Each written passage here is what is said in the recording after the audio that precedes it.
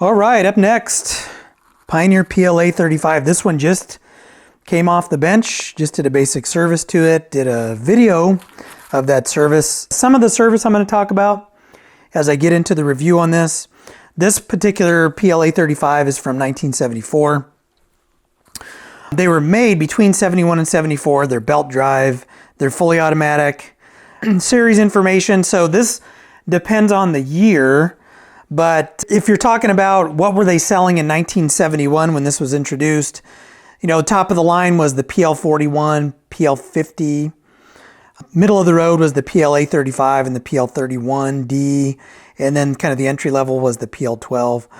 In 74, the top of the line would have been the PL71, PL51. Middle of the road would have been the A45, the A35. And then the entry-level tables would have been the PL15, 12, and 10. I'm sure there were more Pioneer turntables sprinkled in there because it seems like they're in the the early to mid 70s. They were just cranking out turntables left and right. And when I say cranking out, not just numbers, but different models, right? So this is what I would consider one of the big plinth Pioneers. You know, it's got this big beefy plinth. Now, you know, the PL25 is smaller than this, but it's still got this big plinth. The PL41, a little bit bigger than this, but it still has this big plinth to it, right? So I call them the big plinth Pioneers. Very robust, right? Dust covers on these. This one's hinged and the dust cover kind of comes down and slides into position, right? In terms of operability for these turntables, they're really easy to use, right? So you've got speed selector here. Now this is just 2 speeds, so 33 and 45, right? Belt drive. Your function switches are over here. We have manual. You can set it to a record size, right? By moving that over. You have a repeat function. You have a start function, right? And then you have the tone arm elevator up and down. One thing about these, although they're easy to use, they are kind of clunky. And when I say clunky, it's just the mechanicals are kind of clunky.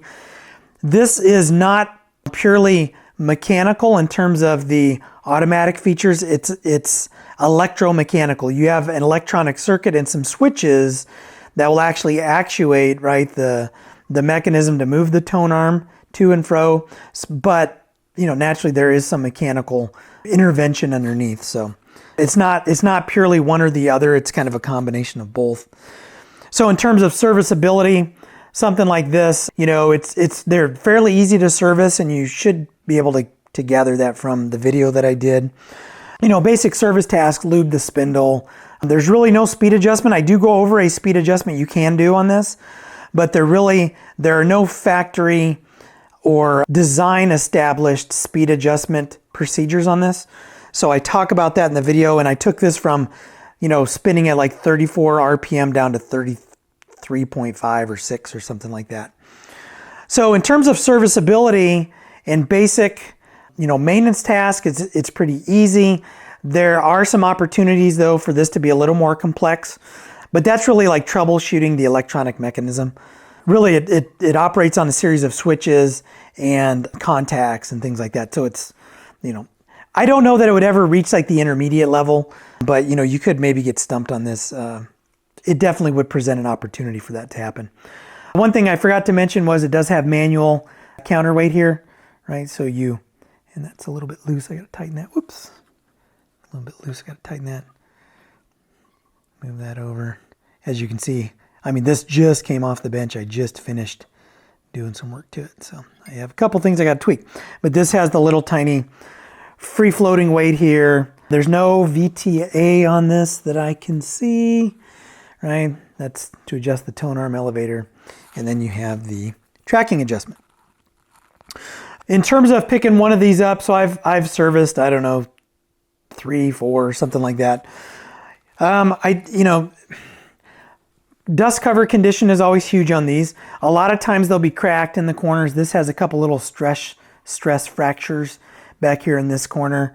I don't see a lot of these with damage to the top. Usually where you see damage on these is where the hinges connect to the dust cover.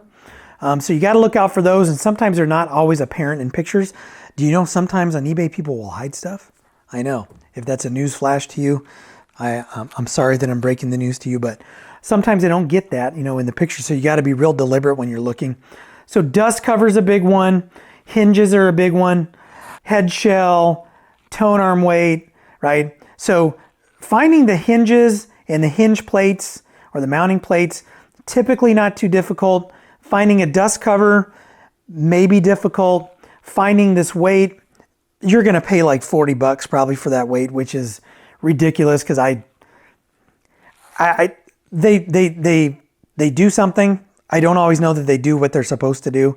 These I trust a lot more than the little dials and magnets and things like that. But is that necessary? Maybe. Maybe you'll hear a difference. Maybe you won't. Head shell is a big one. All these levers, make sure they're intact. Because again, if you need parts for this, you're gonna be at the mercy of eBay, right? There are no more parts houses on the internet that sell, parts for turntables. The other thing is, if it's not working, look at the pictures real closely. You might be able to tell whether or not it has a belt. That's a big thing. When these aren't working, it's usually just a belt. Typically, it's just a belt. Not always, though. And then the overall condition of the plinth. These are fairly robust. You'll see some of the veneer chipping out here and there. This plinth is in perfect condition. It really is. There are no marks. There are no chips. These were fairly robust, so I don't see a lot of these damaged. If I do, that's very minor damage, right? It's not like that tissue paper, thin veneer they used in the late 70s. That was absolute garbage. Even the mid 70s stuff where it was vinyl, but it was really hardy, that's better than that late 70s crap they put on their stuff. So really overall conditions, what you want to look out for. Now I will tell you, kind of going back to serviceability, one thing I forgot is that it is very common for these to have one particular issue that I cover in my service video. So what that issue is when you are operating this in fully automatic mode, right? You hit the start button, the tone arm lifts, it comes over, it'll go play to the end of the record. Then when it's at the end, it will lift up, it will return, but a lot of times it will stop short.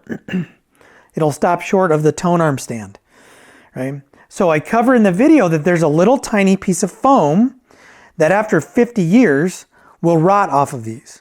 And you can take some weather stripping like I do in the video, right, with an adhesive back on it, and you can replace that little piece of foam. So I go over that, I show you the location. I don't get down in there because honestly it would be a pain in the ass to do that. So I don't get down in there, but I show you where to mount it and how I mounted it from the top. And it took me like 5 minutes, right? It took me longer to find it on this particular model than it did to actually replace it. So that is common. So if you see in the description, the tone arm doesn't come all the way back to the stand, understand that it is a 5-minute repair. More than likely it's a 5-minute repair. No guarantees, but every one that I've come across, and it's not just this particular turntable, I think that piece of foam is present in like the A35, just different models. Probably 3, 4, 5 models use that little tiny piece of foam. So you want to look out for that. Let's see, in terms of price, so once you find one of these, or if you're looking for one of these, unfortunately, not a lot of these sell on eBay. And I'm just going to flash up the only listings that I can find. Right? These are the only listings out on eBay at the day that I shot the video. And there were no sales, only parts here and there, and there weren't many parts that were sold. So now I'm basing this just on experience in the shop, what we normally will mark these at. So, one of these in really good condition, I would consider this one to be in really good condition. No major cracks, no major scratches. Everything is in really good condition. Everything works right. The plinth is in perfect condition. One in this condition is easily going to be $300, at least $250 plus, right? You've got the weight, you've got the head shell. There was no major, repairs or replacement items on this. So I would say, $250 to $300 for one that's in really good condition like this. One that's working that maybe has a couple of minor issues. Maybe there's a big crack down here in the corner, which is what I typically see. Maybe there are some burn marks in the dust cover. Maybe the weight is missing. You have to pick up a head shell, which, picking up a head shell, that would make this like a parts machine. But Probably 200 bucks, I think is a fair price. There's one out there now for parts for around $200. Right? So I think that's probably a typical price for one that's working but not in perfect condition, right? For a parts machine, I would say hold out for $150 or less. I recall picking one of these up kind of during COVID for around 100 bucks. And you know, my memory may not serve me. I've bought a lot of crap, so I don't know for sure, but I know what I know now. I know that I would not pay more than $150. And if I were to pay $150 for one of these not working, it would have to be in perfect cosmetic condition, with the exception of maybe missing a head shell, maybe missing the counterweight. But you know, if anything else is bad with it, like the dust cover's trash or something like that, I would have a hard time paying more than 150 bucks for one of these to repair on my own, right? So, you know, just unfortunately not a lot of data points, not a high-end turntable.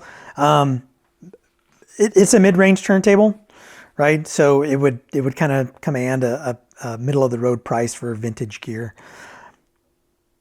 I think that's all I have on this one. This was going to be a quick review. Not a lot to show you on this. I guess the only other service task you would probably have to do, sometimes this center, the spindle, right, is all gunked up with grease, and I go over cleaning that in the service video as well. So I don't know that I have anything else to share on this one. Solid turntables. Again, I've never come across one that I think I spent a total of maybe 30 minutes on this, taking it from not working to where the speed is dialed in, everything's functioning, and it's cleaned up. So I wouldn't be too intimidated by one of these. Just make sure, pay attention to those things that I told you.